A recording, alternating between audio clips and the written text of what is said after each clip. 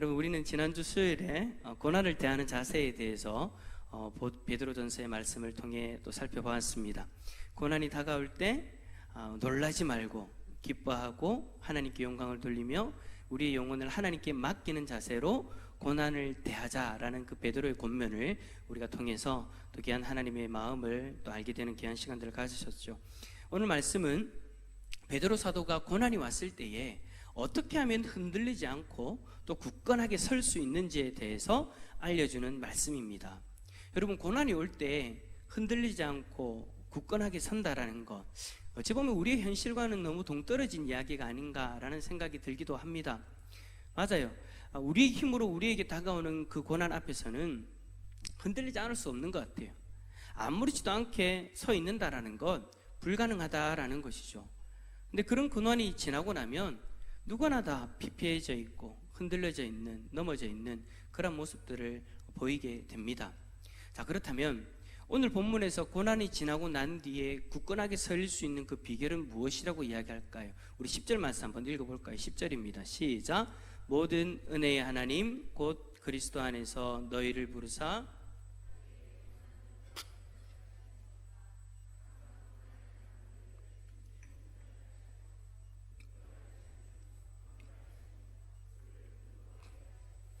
아멘. 자, 10절을 가만히 보시면 우리가 고난이 다가오고 나서 흔들리지 않는 비결은 우리에게 있는 것이 아니다라는 것을 알 수 있어요. 제가 앞에서 우리의 힘으로는 불가능하다고 했죠. 맞아요. 우리의 힘으로는 불가능한 거예요. 그런데 10절 말씀해 보니까 우리의 힘으로는 불가능하지만 그것을 가능케 하는 존재가 있다라는 것을 이야기해요. 그 존재가 누구입니까? 바로 우리 하나님이신 줄 믿습니다. 베드로 사도는 10절 말씀에서 하나님에 대해서 이렇게 이야기합니다. 너희를 부르사 자기의 영원한 영광에 들어가게 하신 이. 맞아요. 하나님은 우리를 부르셨어요. 태초전에 이미 우리를 자신의 자녀로 삼으시기로 작정하시고 그 뜻을 이루기 위해서 우리를 자신의 자녀로 삼아주셨어요. 하나님은 우리를 자신의 자녀 삼기 위해서 큰 희생을 치러야만 했습니다.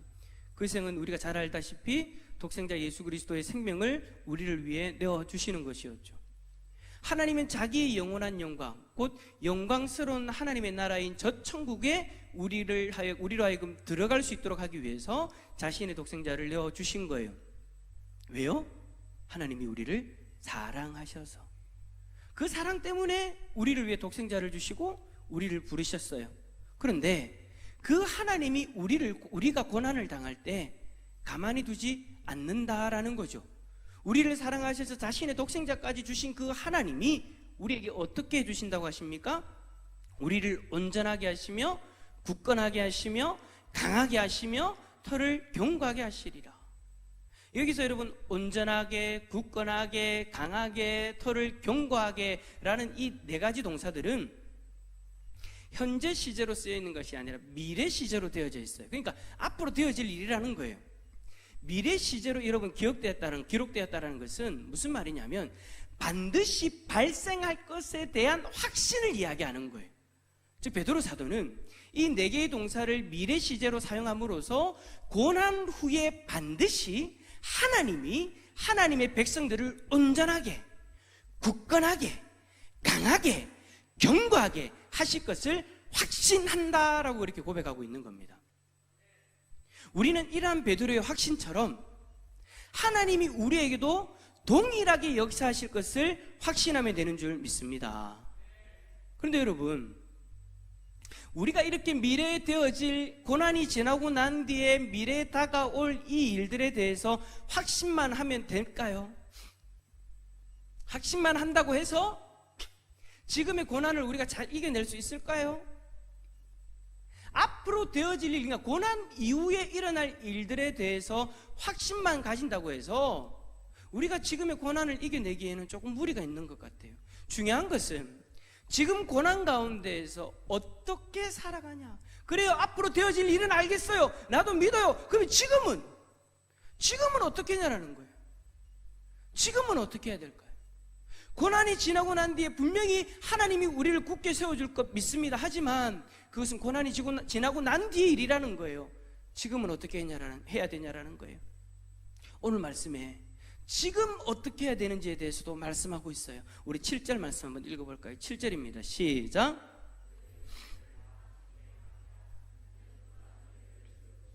아멘.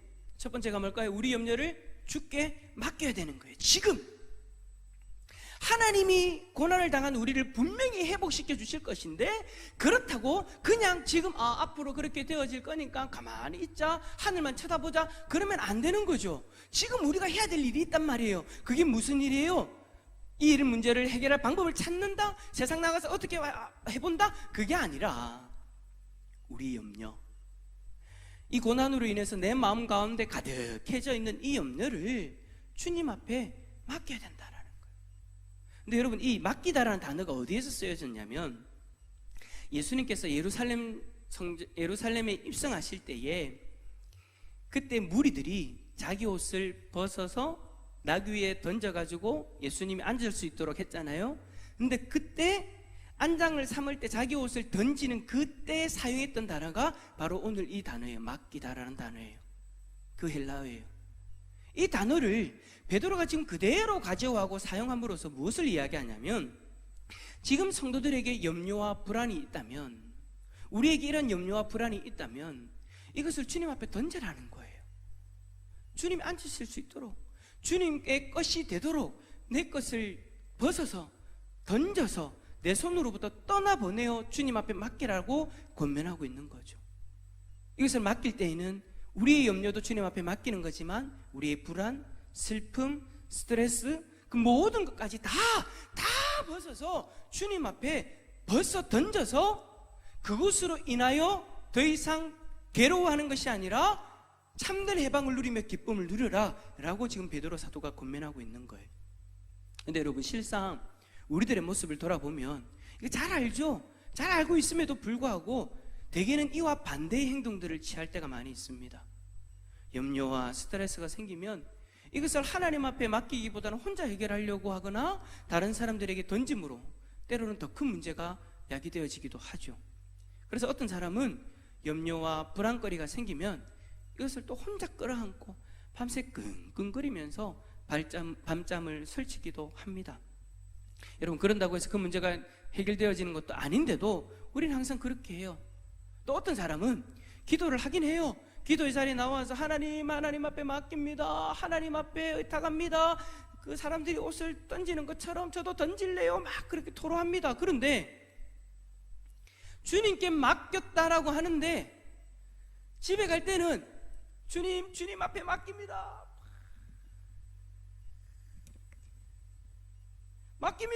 던집니다. 무슨 말인지 아시겠어요? 주님 앞에 던졌으면 어떻게 해야 돼요? 놔야 되는데 집에 갈 때 또 스누피에 나오는 참 이리 끌고 가고 벗었으니 그냥 벗고 있겠습니다. 주님 앞에 맡겼으면 손에서 놔야 되는데, 기도해서 하나님 앞에 간절하게 기도해놓고는 갈 때는 그냥 그대로 들고 가는 거예요. 꼭 이런 것처럼 친구한테 물건을 맡기기 위해서 딱 들고 가요. 이 기타를 제가 우리 최 집사님한테 이제 맡기려고 제가 이제 휴가를 갈 때 이 기타가 너무 중요해가지고, 이 기타 진짜 저한테 중요한 거거든요. 집사님한테 딱 맡기려고 가요. 그 집사님한테 가가지고, 집사님, 이 기타는요 이름이 찰리 채플린이에요. 찰리 채플린 흑백으로 찍은 사진을 옆에 두면 똑같아요. 제가 이거를 용산에서 낙원상가에서 소리도 안 들어보고 이 모양만 보고 샀어요. 요거 집사님한테 맡길게요. 맡긴다고 막 1시간 동안 이 기타에 대해 설명해 놓고 집에 갈 때 들고 가는 거예요.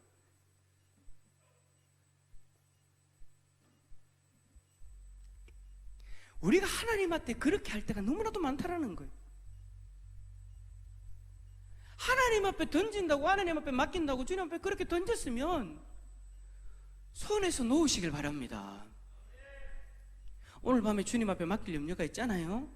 그렇다면 오늘 주님 앞에서 우리가 잡고 있는 그거 놓자라는 거예요. 염려를 주님 앞에 맡기자라는 거예요. 내 염려를 맡긴다는 것은 결과도 주님 앞에 맡긴다라는 거예요. 여러분, 맡긴다라는 것을 이렇게 오해하지 마십시오. 맡겼으니 주님 내 마음대로 되게 해주세요. 아니에요. 주님 앞에 맡긴다라는 것은 결과까지도 주님 앞에 맡기는 거예요. 그래서 주님이 어떻게 인도하시든지 그것이 주님께서 나를 돌보시는 손길이라고 믿고 따라가는 것, 그것이 주님 앞에 염려를 맡긴 자의 모습인 줄 믿습니다. 사랑하는 성도 여러분, 오늘 저녁 우리의 모든 염려 주님 앞에 맡기는 역사가 일어날 수 있기를 축복합니다. 두 번째로 우리가 해야 될 일은 뭐냐? 근신하고 깨어있는 겁니다.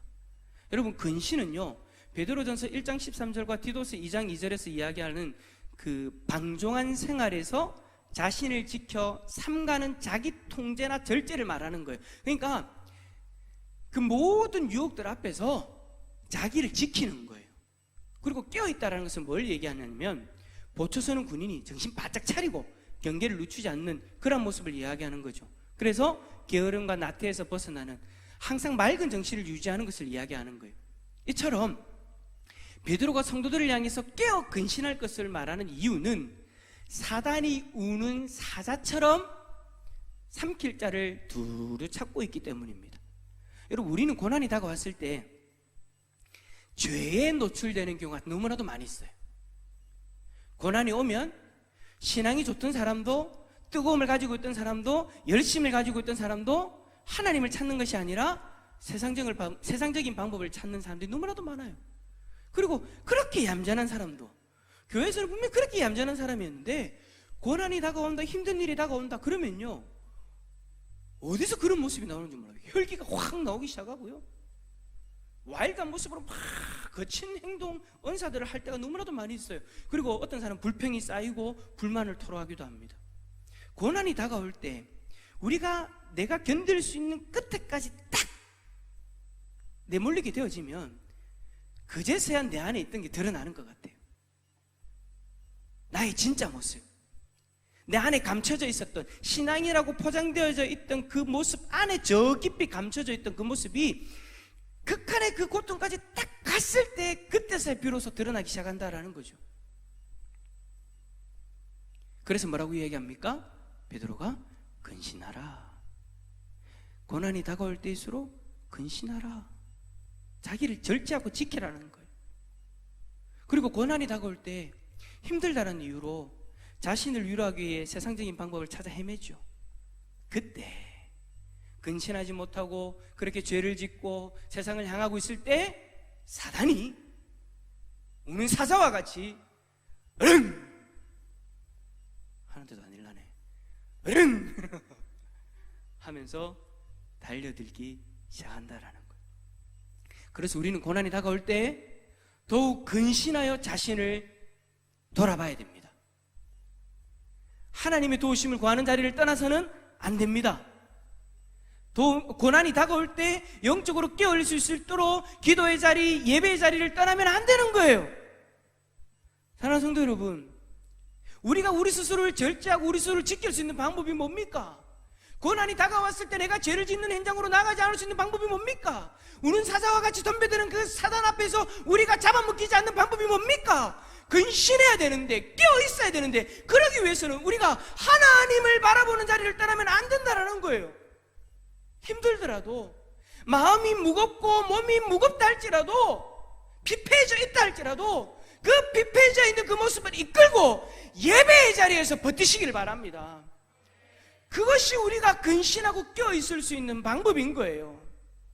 그래서 여러분, 오늘 여러분들은 현명하신 판단을 하신 겁니다. 오늘 솔직히 여러분, 비가 지금 며칠째 계속 내리고 있어요. 여러분 몸이 지금 정상이에요, 비정상이에요? 정상이면 이상한 거죠. 지금 며칠째 우리 장로님들이 그러시더라고요. 살다 이런 장면은 처음 본다고. 이 도대체 비가 왜 이렇게 많이 내린 건지, 옛날 같으면 3, 4일 내리고 말고 그랬는데, 이거는 일주일 넘게 막 그렇게 비를 쏟아내 버리니까 몸이 이제 다운될 만큼 다운되죠.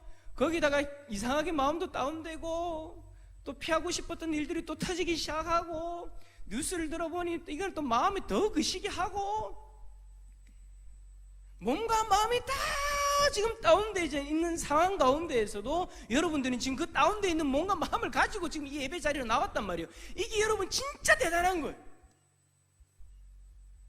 대부분이 그런 마음이 들지 않았겠어요? 오늘은 좀 쉬자.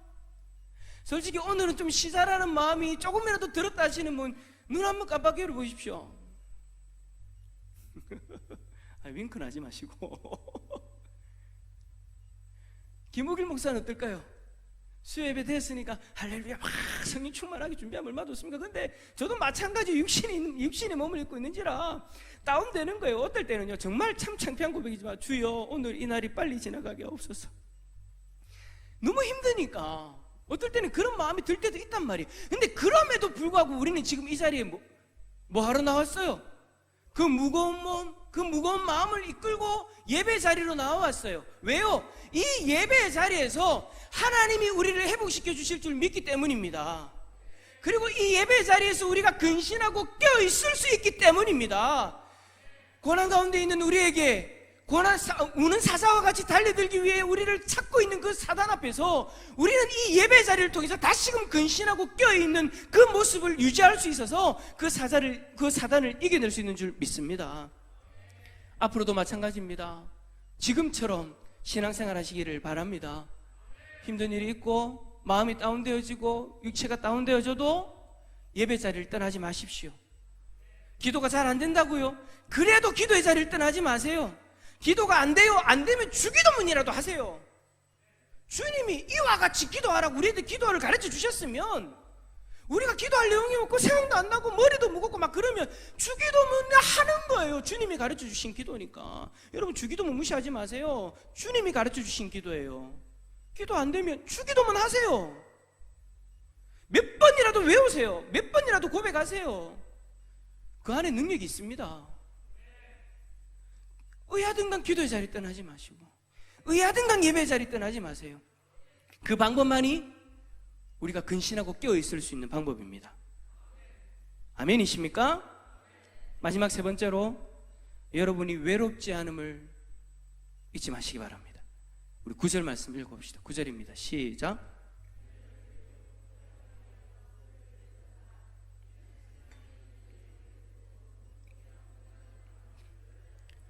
아멘. 고난을 당할 때 참 위험한 생각이 뭐냐면, 나만 지금 힘들다라고 생각하는 거예요. 나만 마음이 힘들고 나만 육체적으로 고통스럽고 나에게만 고난이 다가왔다라고 생각하는 거예요.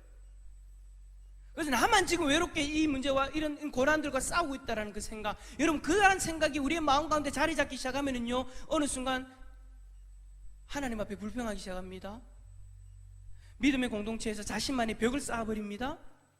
그리고는 고립된 신앙생활을 하다가 결국에는 사단의 계략에 넘어지게 되는 거예요. 그래서 여러분, 고난이 다가올 때일수록 절대 우리 자신을 혼자 두면 안 돼요. 하나님은 우리에게 좋은 믿음의 공동체를 주셨잖아요. 그래서 고난이 다가오면 서로가 함께 그 고난을 나누는 자리로 나아갈 수 있기를 바랍니다. 그 고난을 나누잖아요. 나누면 신기하게도 나만이라는 생각이 사라지기 시작합니다. 왜요? 이야기를 나누다 보면, 니도 그렇나? 나도 그랬는데, 나도 요즘에 이랬고, 나도 이전에 이런 모습들을 통과했다. 당신이 생각하고 당신이 경험하고 있는 건 나도 지금 통과하고 있고 이전에도 통과했다. 나 혼자 지금 이 일을 경험하는 것이 아니라 나와 같이 고난을 당하고 있는 형제 자매들이 있다는 것을 알게 되어지죠. 공동체 안에서 자신의 고난에 대해서 나누기 시작하면 내가 알지 못했던 상대방의 고난을 알게 됩니다. 그러면서 서로가 고난을 당하면서 믿음으로 지금 싸우고 이겨내는 그 간증을 나누기 시작하면 우리를 공격하는 그 사단을 대적할 믿음과 힘이 생기더라는 거예요. 혼자일 때는 싸울 엄두도 못 내죠. 근데 나 혼자가 아니라 함께 형제자매들 함께 가고 있다? 그럼 용기가 생기기 시작하더라는 거예요. 하나님은요, 우리에게 이러한 공동체의 유익을 주셨어요. 그래서 우리의 대산의 공동체가 여러분 한 사람 한 사람에게 너무나도 중요하다라는 거예요. 서로가 자신의 고난을 나누고 또 서로 격려하고 위로하고 기도하는 공동체, 이런 공동체가 우리 공동체가 되어질 수 있기를 축복합니다. 말씀을 정리합니다. 하나님은 분명 고난을 당한 우리를 온전하게 하시고 굳건하게 하시고 강하게 하시고 털을 견고하게 하실 겁니다. 이 미래의 확신을 가지고 지금 고난 가운데에서 여러분들의 염려를 주님께 맡기십시오. 근신하여 깨어서 사단의 공격에 넘어지지 맙시다.